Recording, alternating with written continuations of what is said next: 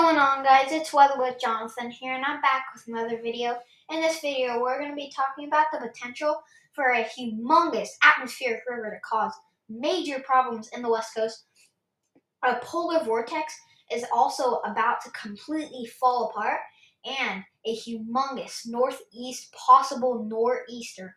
I'm going to be going over all this in your forecast. So you can see our total precipitation so far throughout January 14th. We're going to be starting off with our rain, but we have some rain showers you can see. So, so these are our forecast things.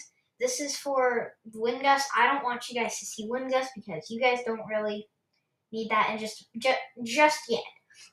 But anyways, it's really warm across much of the country still. We still have this just warm bubble centered over the East Coast. And it's trying to warm up in the West Coast, but it's not. It's probably not going to happen too soon. And then these are our latest NWS hazards for what it's showing right now. And so yeah. So that's what it's showing right now. Now this was last updated a little bit many hours ago, so this is not exactly what's happening right now, but I apologize for that. So now we need to talk about rain because you guys know that as I just said in the title, we need to talk about rain in this upcoming major atmospheric river. You guys know we need to talk about that. If I say it's major, well, that's exactly what we're going to do. Let's dive into those rainfall totals. So, as you can see, through about March 11th, you could see upwards of 9 inches of rain in the Sierras of California, and then anywhere in the plateau region, 0.5 or half an inch to locally upwards of 2 to 3 inches. Now, watch as I pull this out further. It rains a lot more in California, and this is our big little blast right here. Look at that. And also, you guys, I actually personally am being affected by this atmospheric river, and it has already rained a ton, and it is in fact raining right as I am speaking. So this is what our rainfall totals could look like. I'll just since you guys can't really see that well, because I know it's kind of hard, I'll zoom in so you can see that is just insane rainfall totals. That's about upwards of 20 plus inches of rain. So that is a lot of rain. And then we also have a hot spot down here in California. So you guys need to be aware of that. Now, I want to show you our rainfall risks for today because, boy, they're going to be blowing up. This is today. We have a very large moderate risk, actually, for portions of this the coastline of California through the Sierras. This is going to start around Santa Barbara, the moderate risk, and then go up through Ukiah, and then go right back down towards about Fresno, California, and then up north to about Redding. So the moderate risk is that red risk you see, the slight risk is the yellow risk you see, and the marginal risk is the green risk you see over on the West Coast and over here on the East Coast. Now, this is what we're really, really concerned about. Look at what it is showing tomorrow. And this is extremely rare. I'm only going to use this word when this is very, very rare. But this is hyper rare. This is a high risk of flooding. And what makes this so extreme is that it's not just in one spot. There's 2 consecutive high risks of rainfall. So you can see we have a high risk of rainfall currently for portions there of the Sierras. And I'll just make sure that it's outlined. But yeah, so we have the high risk for a large chunk of California, actually. Even though there are 2 small high risks, those actually add up to pretty decently sized high risk of flooding. So 2 consecutive high risks is very rare. The high risk is the area in the pink you see. The moderate risk is in that red that you see. The slight risk is in the yellow that you see. And the marginal risk is in the green that you see. So um, I'll just keep it centered over California right now. And if you guys want me to just go into California right now, I can do that.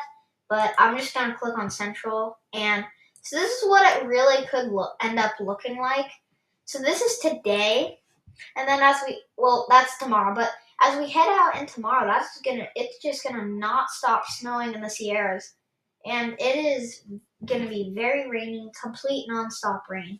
So, and that's really good news for California though, because that means that most of that drought is probably gonna be just honestly, completely done with. So yeah, so now there's not just one major problem in terms of rainfall, but that does exist. But this is our main threat right here: snow. Look at our max. If you guys can see down here where my cursor is, that's 276 inches. That is just way too much snow. That is a lot of snow, and that's upwards of about 20 feet of snow.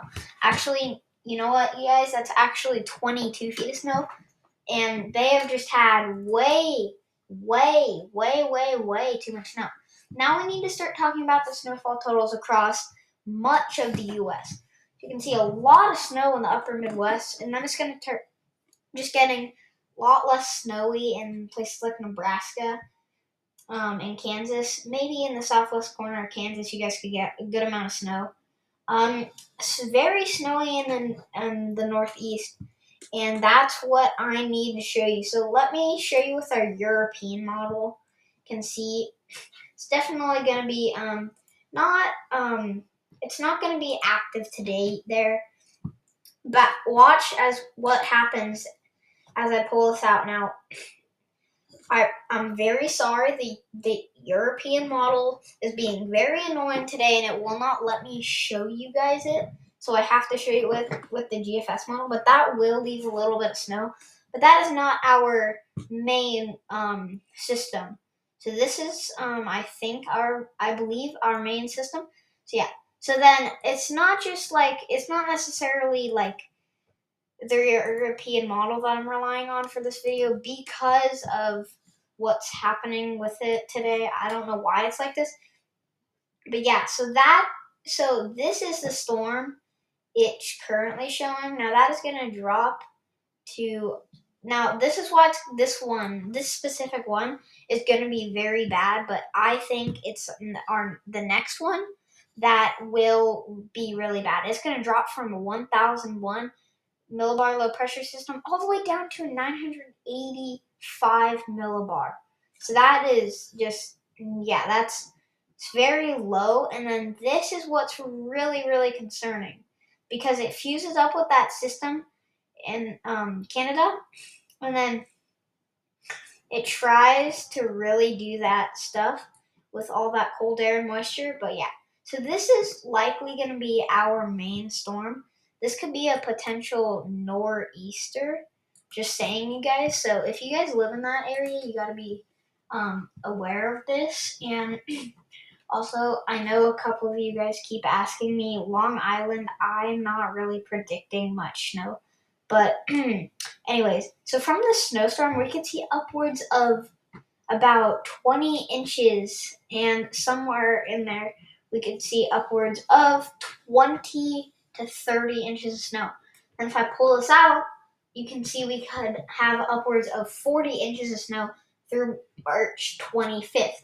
I want to real quick just show you our temperatures because, yes, I did mention that we will see an Arctic blast. So today you can see that's starting to happen a little bit. But that's not really when it's going to start. It's really going to start mainly about right here because we have I don't necessarily believe this is still an Alberta clipper, but it may. But yeah, so very it's going to be very cold, and it could reach down to the minuses in places like Wisconsin, especially in northern Wisconsin. And then it's really going to start warming up, but then that wave just really tries to shift towards the east coast, and that's the first day we could actually see potentially 60 to 70 degree temperatures in places like Oregon and California. So it's going to really start getting warm, and it's really trying to warm up in California and Oregon and Washington, but it just has not really been able to do its complete thing. But then around the 25th in early April, it's going to start warming up. I completely promise you guys. I do want to go over our severe weather threat real quick, but it's not our real main threat for this video. I'm just showing you what this model shows for that little day. But today we do have a threat for severe weather. We have a marginal risk. I am very, very sorry I do not have the link open to it. But we do have a slight risk for day 3 and a slight risk for day 4. Just got added. We do not really have much we do have a good amount of Cape, but we don't have the most, so it's gonna be about 1,000 joules, so it's not gonna be necessarily strong Cape values, but yeah. Also, I just want to give you guys some information real quick. If you've made it this far in the video, which it's fine. It doesn't matter if you guys don't hear this, but anyways, let's move on to the point. So, anyways. If you guys don't know what convective available potential energy means, it stands for CAPE, and that's exactly what CAPE means. So, yeah. So, convective available potential energy means CAPE. Just telling you guys.